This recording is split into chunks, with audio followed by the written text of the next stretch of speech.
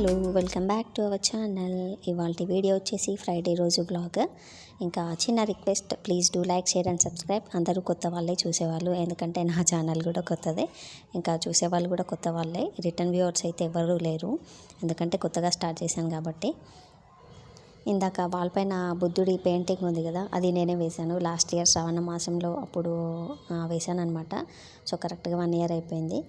అది నేను అంతకుముందు నా బ్లాగ్స్ ఛానల్లో అది కూడా షేర్ చేసి ఉండే, సో ఆ ఛానల్ డిలీట్ అయిపోయింది. ఇంకా ఇక్కడ వచ్చేసి ఈ బాక్స్ రెసిపీ అనమాట. అది లంచ్ బాక్స్కి కర్రీ ఏంటంటే క్యాప్సికమ్ అండ్ క్యాలీఫ్లవర్ 2 కలిపి ఫ్రై చేస్తున్నాను.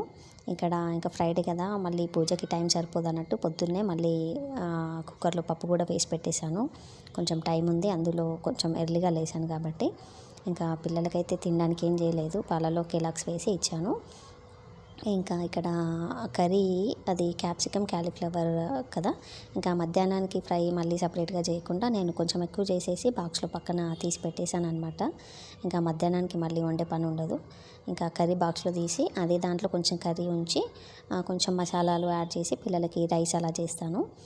చేతితో కలిపి రైస్ పెట్టాను. అది అంతగా ఏమంటారు, రైస్లో కర్రీ కలిపేసి పెడితే రైస్ అంతా గట్టిగా అయిపోతుంది, కర్రీ అంతా కలిపేసి పెడితే. సో ఇట్లా కొంచెం కర్రీ పక్కన తీసి కర్రీలోనే రైస్ వేసి ఇలా కలిపామంటే ఫ్రైడ్ రైస్ లాగా మంచిగా రైస్ అనేది విడివిడిగా ఉంటుంది, అతుక్కోకుండా. అందుకే పిల్లలకి ఏ కర్రీ చేసినా కూడా నేను రైస్లో కర్రీలో కొంచెం రైస్ వేసి అట్లా ఫ్రైడ్ రైస్ లాగా కొంచెం మిక్స్ చేసి బాగా చేస్తానన్నమాట. ఫ్లేవర్ కూడా బాగుంటుంది, స్మోకీ ఫ్లేవర్ లాగా. పిల్లలు కొంచెం ఉంచకుండా తింటారు. అదే మనం కర్రీ కలిపామంటే అంతగా తినరు. లాస్ట్ ఇయర్ నేను అంత కర్రీ కలిపేసి పెట్టేదాన్ని. ఇంకా స్నాక్స్ అయితే అన్నీ రెడీమేడ్ ఇవాళ. ఇంకా ప్యానాలు ఉన్నాయి కదా, అదే దేవుడి కోసం నాగుల పంచమి ఇంకా ఫ్రైడే ఆ రోజు ఉంది కదా, సో అవి తెచ్చినాయి పిల్లలకి స్నాక్స్ లాగా పెట్టేశాను. ఇంకా బిస్కెట్స్ కూడా తెప్పించాను అనమాట, టైం సరిపోదన్నట్టు. ఇంకా ఇవాళ లంచ్ బాక్స్ అయితే సో క్యాలీఫ్లవర్ క్యాప్సికమ్ రైస్, ప్యానాలు ఇవి వచ్చేసి 50-50 బిస్కెట్స్ ఉంటాయి కదా, కొంచెం మసాలా లాగా ఉంటుంది ఫ్లేవర్. సో అవన్నమాట. అవి చాలా డేస్ అయింది ఆ బిస్కెట్స్ తెప్పించాక. ఇంకా ఫ్రైడే రోజు బాక్స్లో స్నాక్స్ అన్నీ ప్లాస్టిక్ వాటిలోనే పెట్టేశాను. స్టీల్ బాక్సెస్ ఉన్నాయి కదా, పిల్లలు నాకు కడగడానికే లేదు, నేను కూడా చూసుకోలేదు హడావిడిలో. సో ఇంకా ప్లాస్టిక్ బాక్స్లోనే ఉంటే పెట్టేశాను. సర్లే, చాలా రేర్ కదా పెట్టేది, మొత్తం స్టీల్ బాక్స్లోనే పెట్టేస్తాను. బాటిల్స్ కూడా స్టీల్వే అనమాట. ఇంకా కిచెన్ కట్ట వచ్చేసి ఇంతనే, ఇప్పుడు కనిపించేది ఎంత ఉందో అంతే ఉంటుంది కట్ట. ఆ పక్కన సింక్ ఉంటుంది అనమాట. సో అందుకని ఇంకా కట్ట పైన ఉన్నాయన్నీ తీసేసిన.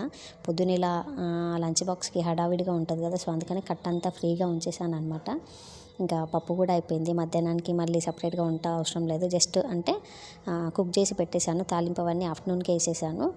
ఇంకా వీడియో కంటిన్యూ అవుతుంది, చూసేయండి.